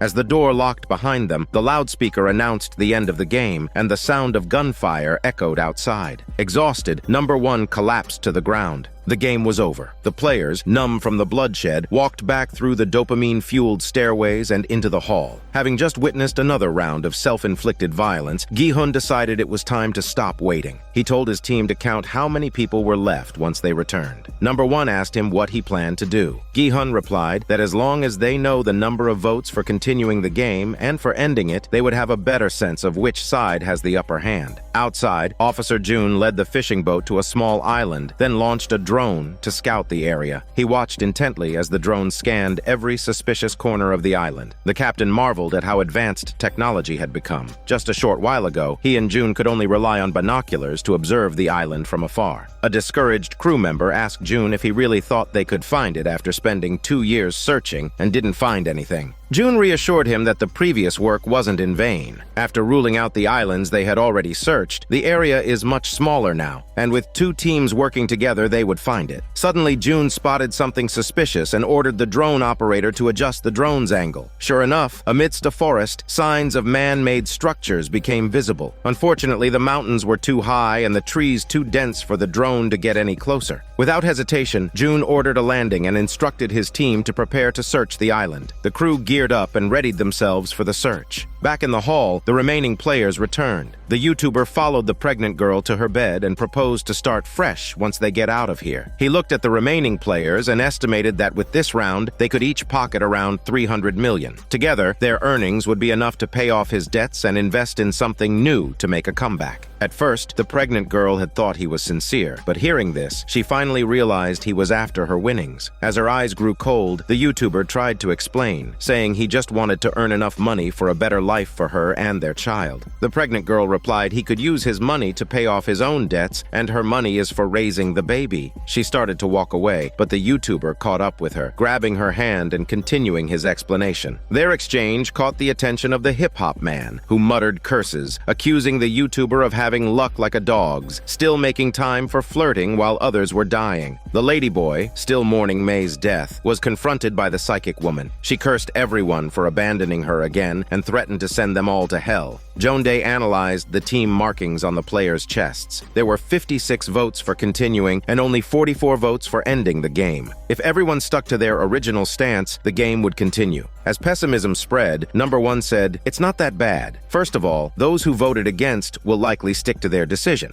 They wanted to quit even when the prize was smaller. Now that there's more money on the line, they definitely won't want to take the risk. So they just need to convince 7 of the people who voted to continue, and they can win this." Just then, the red-clad men entered the hall and began announcing the game results, with a giant piggy bank descending from the ceiling. After this round, each player would receive 350 million. Seeing that huge number, Joan-dae confidently said, "Someone will definitely switch their vote to end the game." The voting began, and once again the square-shaped device reminded everyone that interference with voting was forbidden, shutting down Gi-hun's attempt to sway votes in person. The vote started with the last player, and Gi-hun cast his vote first. He voted to end the game. After that, the players voted decisively, without hesitation or delay. At this point, those who wanted to leave were determined to do so, while those who wanted to continue were resolute in their decision. The end side gradually gained momentum. Nam, having been through a life-or-death ordeal with his mother, obediently voted to end the game. A young boy who had been constantly threatened by the hip-hop man finally found his courage and voted to end it. Even the ladyboy, awakened by May's death, voted to end the game. This filled Jondae with hope. Maybe they would finally make it home. Meanwhile, June and his team landed on the island and moved toward the suspicious location. It wasn't long before they discovered a door leading underground. Under careful watch and cover, 2 of the team members approached and opened the door. However, as soon as they did, they triggered a tripwire. The iron door exploded instantly, sending the 2 team members flying in opposite directions by the blast. The voting in the hall had reached a boiling point. The final tally was 49 to 49, and the End the Game faction, where Gi-hun was, had already started cheering prematurely because the remaining 2 players wore the end vote markers. When the second-to-last player stepped up to vote, Jondae glanced at number 1. After witnessing number 1 kill someone earlier, Jondae felt uneasy every time he looked at him. He was afraid that number 1 might actually be enjoying the game. Jondae was about to warn Gi-hun that number 1 seemed suspicious, but the cheers from the opposing faction interrupted him. It turned out that player number 6 had been brainwashed by the psychic woman. Not only was he chanting along with her, but he had also switched allegiances. The outcome now rested on number 1's vote. Everyone's eyes were fixed on him. For the Continue the Game faction, his vote would decide the game's fate and allow the game to continue. For the End the Game faction, his vote represented a chance. If they won it, they could tie and the vote could be retaken. Player 388 was confident in number 1, but Jondae's anxiety was growing. He trembled, wanting to tell Gi-hun once more about how number 1 had snapped someone's neck right in front of him, but he never got the chance. Just then, the vote counter beeped, signaling an update, 50 to 50, and number 1 voted to end the game. Jondae was now completely confused, unable to tell if the person standing before him was human or a ghost. Listening to the relieved sighs of those behind Gi-hun, number 1 smiled in satisfaction. He relaxed and turned, walking back to his own faction with confident strides. He could have voted to continue, but the real show wasn't over yet. He couldn't reveal his hand just yet. The other faction was unhappy with the results. According to the agreement, if there was a tie, another vote would take place. Sure enough, the red-clad man announced that the re-vote would happen the next day. Gi-hun looked at the updated results and felt both resigned and relieved. Resigned because he couldn't save the innocent lives lost, nor could he awaken the insatiable greed in people. Relieved because now they had one more night to come up with a strategy. On the fishing boat, June and the team laid one of their dead comrades in the cabin. The captain asked if they should head back, but a team member, unwilling to accept defeat, reminded June that if they didn't find the island soon, the game would be over. They had to make the bastards pay so that their fallen brothers could rest in peace. The young member said the enemy had even prepared traps, so there had to be a traitor among their team. June paused, realizing the truth in those words. After a moment of thought, he ordered they should change radio frequencies every day and ban the use of phones. He also instructed the captain to inform the other team's leader about this. At dinner, Gi-hun told Jondae to continue what he had tried to say earlier, the words he was interrupted from saying during the voting. Jondae stared at number 1 from afar, then thought for a moment before replying he was just overthinking it. Player 388 chatted with number 1. He said he thought earlier for sure he would vote to continue, just like last time. Even Jondae thought something was off with him. Jondae, overhearing, quickly shoved a rice ball in his mouth to silence him. He thanked number 1 for giving them another shot at voting. Number 1 humbly replied he just wanted to survive. Jondae believed him but didn't see the murderous intent in number 1's eyes. Gi-hun said now that they had enough money, it's time to leave. The usually quiet player 246 finally spoke, asking if they would win the second round of voting. Number 1 replied that they had to take the risk to sway the votes. They need to find a few who are wavering and try to convince them. Nam, watching the two factions locked in a standoff, felt like it was impossible now. He thought the other side was so obsessed with money that they had lost their minds. His mother, however, was more optimistic. She raised her seaweed rice roll and said with this little dinner, they would be starving before the vote tomorrow. When people get hungry, they'll think about home, and when they think about home, they'll vote to end the game. Nam, finding her logic sound, stood up and said to the other faction that one of them should join to end the game, and they will be going home tomorrow. At that, player 100 stood up and shouted back, "If all of them die in the next game, the rest can each walk away with 800 million. That's enough to buy a ranch." A few others stood up in support and tried to convince Nam to join their side. The two factions quickly erupted into a shouting match. Through it all, Gi-hun remained silent, staring at the rice ball and fork in his hand. A bad feeling began to settle in. The seaweed rice roll was traditionally just a rice ball wrapped in seaweed, something you'd usually eat with chopsticks. The use of a fork just felt wrong. This was also an opportunity for the organizers to subtly stir things up. Gi-hun's bad feeling first proved true in the men's restroom. The young boy who had been bullied by the hip-hop man had originally voted to end the game, hoping to escape. However, when the vote tied, another round was called, and he was once again grabbed by the hip-hop man. This time, the bullying escalated even further. Just then, the YouTuber appeared and stepped in to help. He shouted that members of the opposing faction were interfering with the vote, and immediately, the End the Game faction rushed over. Seeing this, the hip-hop man yelled, summoning a group of players wanting to continue the game. Tensions escalated, with the man throwing the first punch and threatening the YouTuber with a knife. The YouTuber snapped and, unable to control himself, retaliated. The two factions broke into a full-on brawl. The hip-hop man pinned the YouTuber to the ground and choked him. Just as the YouTuber was about to lose consciousness, he suddenly grabbed the fork he had used to eat earlier, its cold tip flashing as he drove it deep into the hip-hop man's throat. In the chaos, the troublemaker was taken out of the game. This was the YouTuber's first kill. He fled into a bathroom stall, trying to wipe the blood off his hands. Outside the stall, both sides were still clashing, and the follower was knocked to the ground. He happened to see the hip-hop man lying in a pool of blood, but didn't care about his fate. Instead, he was fixated on the drugs the hip-hop man had on him. Enduring kicks and punches, he ripped the necklace that held the drugs from the hip-hop man's neck and stuffed it into his pocket. Then, he grabbed the fork from his neck and in a fit of rage, stabbed again and again, unable to stop. Suddenly, an announcement came over the loudspeaker, listing the player numbers and names of those eliminated, while the piggy bank mechanism started dropping cash in proportion to the number of eliminations. Just as everyone was trying to make sense of what was happening, the follower, bloodied and disheveled, returned to the hall. He went on the offensive, shouting that the End the Game faction had tried to kill them and that his good buddy had been murdered. Only then did everyone realize that a fight had broken out in the bathroom. The End the Game faction returned to the hall, accusing the opposing faction of violently interfering with the vote. Amidst the mutual accusations, player 100 stepped forward to stop the chaos. His only concern was which faction had suffered more. The follower struggled to provide a clear answer, so he began counting the casualties. Meanwhile, outside, a storm was raging. The waves were crashing against the fishing boat, rocking it as though it were a leaf caught in a storm. The drone operator, trying to sleep in the cabin, was tossed about by the turbulence, feeling dizzy and nauseous. He rushed onto the deck, vomiting into the sea. Suddenly, he noticed suspicious lights coming from the captain's quarters. The captain was using a flashlight, seemingly working on the drone. When the captain noticed him, he stammered, saying he was just looking for something and then tried to leave. The operator didn't buy it. He chased after the captain, demanding to know what he was really up to. But before he could get an answer, the captain turned and stabbed him with a knife. The operator fought back, but the captain shoved him overboard. Just then, a beam of flashlight hit the captain. It was the young member who hadn't witnessed the captain's murderous actions. The captain claimed he had heard some noises and came out to investigate. The young member believed the story. It turned out the traitor was right under their noses. It made sense, though. How else would the captain have known exactly when to save June? This was probably planned from the start by June's brother. After the count, it was clear that 3 members of the Continue the Game faction had died, and 2 from the End the Game faction. It seemed the End the Game faction had a slight advantage. At that moment, another announcement came over the speaker, reminding everyone that the lights would go out in 30 minutes, and everyone should return to their beds. Gi-hun glanced at the opposing players, their faces filled with frustration and murderous intent. He knew that tonight was going to be brutal and bloody. Since the 2 Triangle staff members had threatened Candy last time, she hadn't interfered again. This time, however, everything was in prime condition, and the distribution team had done their part. After securing the goods, the black-clad man entered the surveillance room and informed all staff that the special game was about to begin. Meanwhile, in the hall, the Continue the Game faction was waiting, eyes sharp and ready. Gi-hun knew they would launch an attack once the lights went out. Nam, panicked, asked what they should do next. Number 1 spoke up first, saying that passively taking hits would lead to their defeat. They should strike first, catch the other side off guard. Gi-hun was stunned by his words, but many agreed with Number 1's idea. Gi-hun spoke up to stop stop them. He didn't want to see his people killing each other. Number one insisted they can't afford to hesitate, Gi-hun retorted, mentioning that killing each other only serves the creators of this game. They are the real enemies, the ones watching them from behind the scenes. Player 388 nervously asked where the masterminds were. Gi-hun looked up and everyone followed his gaze. They were above them, in the control room, the gray-clad masked figures, the game administrators. If they captured them, they could win. Number one seemed a little surprised. He coldly asked Gi-hun how they planned on getting to them since they had guns. Meanwhile, the triangle-shaped guards, armed and ready, were advancing toward the hall. The special game was set up like this. First, they stirred the pot, letting the two factions fight amongst themselves. Once enough people were dead, they'd step in to restore order, ensuring that the continue the game faction would win the next vote. It seemed that number one's plan to stir things up was working. Before night even fell, both factions had already started fighting. Gi-hun, after observing the situation, shared his plan with the group. Since the triangles had guns to stand a chance, they needed to seize those guns. Even though the other side had the numbers, a surprise attack could give them a shot. But Gi-hun probably didn't anticipate that the mastermind was right there, listening to his strategy. Number one, ever the opportunist, picked up on Gi-hun's words and asked how they could take the guns. Gi-hun, staying calm, said, "They'll have their chance if a fight breaks out tonight." Just then, the triangle guards reached the door to the hall, holding their breath, ready to strike. Inside, no one knew what was coming. Players returned to their beds, and after a countdown over the loudspeaker, the lights went out. Everyone's eyes were wide open, too scared to blink, fearing they might never wake up. Soon, the night grew deeper, and a man led a group of thugs, armed with steel forks, stalking toward Gi-hun's side. They were ready to take them all out in one sweep. What they didn't know was that Gi-hun and his surprise team had already hidden under their beds when the lights went out. With a sharp whistle, the attackers began a chaotic, indiscriminate massacre. Without Gi-hun's leadership, the resistance was weak, and many kept falling before him, but he held back, not yet making a move. Earlier, number one had questioned the surprise attack plan, worried it would result in heavy losses. But Gi-hun explained it was a necessary sacrifice to lure the triangles in, seize the guns, and win. The man who always preached about saving everyone now had to resort to the idea of sacrifice. Number one realized that Gi-hun was going all in, and he seemed ready to give him a hard lesson for trying to be the savior. Sure enough, after the chaos, the triangle guards stormed in to restore order. As they confirmed the identities of the dead, Gi-hun and his team suddenly jumped up and grabbed the guns. Gi-hun's plan had worked. These guards weren't prepared for a surprise attack on the dead, and his team moved like clockwork, quickly securing several guns and taking control of the situation. The triangles suffered heavy losses. The black-clad in the control room had no choice but to order a full retreat and lock the doors. The square team leader failed to get out in time and was trapped inside the hall. Gi-hun quickly ordered his team to stop shooting and capture the prisoner alive. Once the chaos settled, one of the surprise team members saw a comrade killed by the opposing faction. Anger surged, and he raised his gun, ready to mow them down. But Gi-hun stopped him, saying if they shoot them, they were no different from the masked ones. Reluctantly, the team member lowered his gun. The ladyboy, who had once been a soldier, instructed players to collect weapons from the fallen guards. She also shot out the cameras in the hall. The black-clad in the control room, clearly enraged, issued an order to summon all guards. The alarm blared throughout the barracks as guards quickly grabbed their gear and gathered at the designated locations.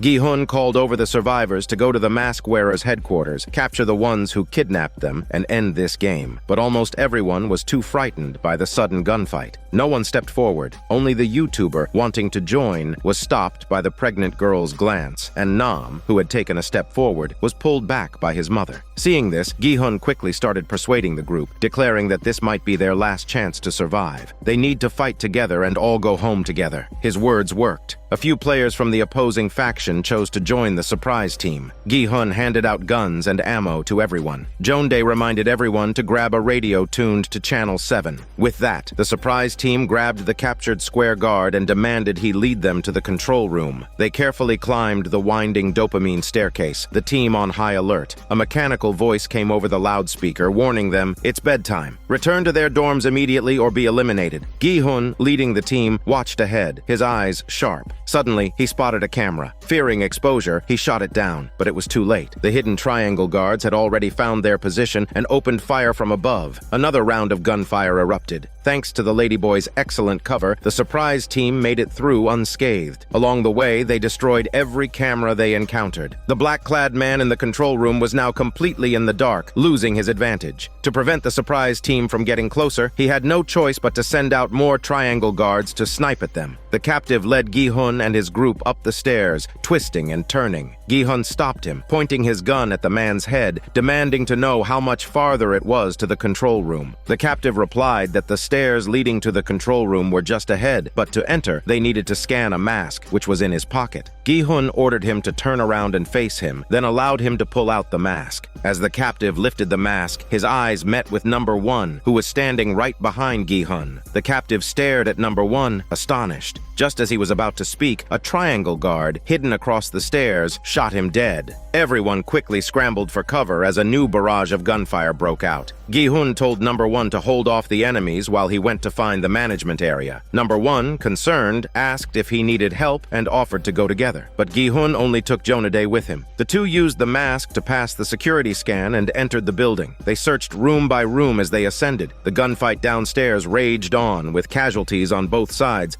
Player 388, staring at the body of a fallen teammate, panicked. He fired wildly, his gun quickly running out of ammo. A teammate threw him a new magazine, reminding him not to waste bullets. That's when player 388 finally calmed down a little. Gi-hun and Jonaday came up empty-handed, but the hallway was at its end. Just then, Gi-hun noticed a hidden scanning camera above on the wall. He tried placing the captive's mask on it, and sure enough, a door opened. They carefully entered, and the door began to close behind them. Jonaday was quick to stop it, jamming his gun into the door to keep it open. Then he pulled out another gun from his back and continued searching with Gi-hun. Jonaday asked why Gi-hun had chosen him over number 1. Gi-hun replied, because they were friends. It seemed Gi-hun had always been cautious, keeping his cards close to his chest. Gi-hun grabbed the radio and told the surprise team downstairs that they had entered the management area and were heading upstairs. The two of them fought off sudden attacks as they navigated the long corridor. The black-clad, watching via the cameras, saw they were nearing the control room entrance and quickly sent reinforcements to intercept them. Downstairs, the surprise team knew their ammo was limited, so they switched to single-shot mode, relying on precision to slowly wear down the enemy. Though they couldn't win quickly, they successfully delayed the opposition. But Gi-hun's progress upstairs had been slow, and if things didn't change soon, they would be out of ammo. Then, Jonaday radioed in, asking for backup. Number 1 replied, he's out of ammo. Gi-hun suggested he check the triangle guards' bodies in the hall for spare magazines. The surprise team split into 3 groups. Number 1 led 2 members to assist Gi-hun, while 3 others continued to hold off the enemy, and 2 went to retrieve the magazines. They set off immediately. Player 388 volunteered to go back and grab the magazines, but after returning to the hall and collecting all of them, he found he had no strength left to go back upstairs. The sound of gunfire from above drained his last bit of courage. He panicked, dropped his radio, and hid in a corner of the room. Waiting desperately for the ammo, the ladyboy, seeing no response from player 388, decided to go down to the hall herself. Meanwhile, number 1, leading his team along the path of fallen red-clad guards, finally reached the next staircase. He sent 2 team members ahead and looked up, spotting a camera Gi-hun had missed. It seemed to be signaling something. Sure enough, in the control room, the black-clad man and 2 red-clad guards were waiting in a defensive position. With Jonaday's cover, Gi-hun finally retrieved weapons and ammo from the fallen enemies, but he and Jonaday were injured from their tough battle. Number 1 and his team arrived and asked if Gi-hun had reached the control room. Gi-hun guessed it should be just above them, but they couldn't go up that way. Number 1, having studied the layout, said there must be another route and that they could attack from both sides. Before leaving, Gi-hun handed him his last magazine. Number 1 asked if he was sure. Gi-hun, without thinking, replied that player 388 will bring more magazines soon. So number 1 led his 2 teammates to the back of the enemy. He radioed Gi-hun, telling him he was in position and to fire to draw attention while they attacked from behind. Upon receiving the message, Gi-hun and Jonaday fired wildly. Number 1 signaled his team to move ahead while he covered them from the rear. The 2 players crept closer, preparing to shoot when suddenly gunfire rang out from behind them. They fell to the ground, dead. Number 1 had shot them. Seeing one teammate still alive, Number 1 coldly approached to finish him off, but realized he had run out of bullets. He remembered the magazine Gi-hun had given him and quickly swapped it in. Gi-hun radioed Number 1, asking how things were going. Number 1, feigning regret, said the mission had failed and that they were all shot. Another gunshot rang out and Number 1 cut off the radio. video, but in reality, Number 1 had killed the last teammate, and Gi-hun was left believing that Number 1 had sacrificed himself as well. Gi-hun had done all he could. It was time to shatter his hero fantasy. Number 1 switched the radio to a different channel and issued orders to the men in black to begin wrapping things up. At that moment, he shifted from being Number 1 back to the highest authority of the Squid Game. Meanwhile, the ladyboy arrived at the corner of the hall and found player 388, who had been paralyzed with fear. Player 388 was frantically apologizing. War can twist people's minds. The ladyboy had no intention of scolding him. She grabbed a magazine, ready to leave, when suddenly a squad of red-clad guards burst into the hall. The ladyboy swapped the magazine and prepared to fight, but was stopped by the old lady. Outnumbered in this situation, charging in would be a suicide mission. The ladyboy hesitated. The 3 teammates tasked with delaying the enemy had waited too long for ammo and had reached their breaking point. Just then, triangle guards surrounded them from all sides. One injured teammate, knowing his end was near, decided to save his last bullet for himself. Another teammate, seeing this, turned to player 246 and suggested surrendering. Meanwhile, Gi-hun and Jeondae had run out of ammo, and the red-clad guards shifted to the offensive, closing in fast. At that moment, a voice on the radio told them to surrender. Gi-hun and Jeondae exchanged glances, realizing the tide had turned. Their rebellion plan had failed, but what they didn't know was that whether they surrendered or not, the result would be the same. Before they could even finish pleading for mercy, they were shot down. Jeondae and Gi-hun had no idea that surrendering was also a dead end. They dropped their guns, held their heads, and knelt to surrender. The red-clad guards raised their guns, but a gray-clad masked man stopped them. He asked Gi-hun if he thought playing the hero was fun. We know the gray-clad man is Jun's brother, also known as Number 1, but unfortunately the mask had a voice-changing feature, so Gi-hun didn't recognize him. The gray-clad man pulled out a handgun, pointed it at him, and told him to watch carefully. This is what happens when Gi-hun plays the hero. Then he turned the gun on Jeondae and pulled the trigger. Jeondae was just a deadbeat friend, someone with no great ambitions, a failure in life, drowning in debt and dragging down his family. But he was also the kind of person who would step up without hesitation when Gi-hun would say he was hungry. He was the type who would worry about his brother, knowing that without him, Gi-hun wouldn't know what to do. They had promised each other that once they got out, they would live simple, carefree lives, just like before. But that dream was now shattered, all because of Gi-hun's resolve to resist those above them. Once again, seeing others die because of his decisions, Gi-hun's spirit was crushed by the harsh reality of trying to fight the rules.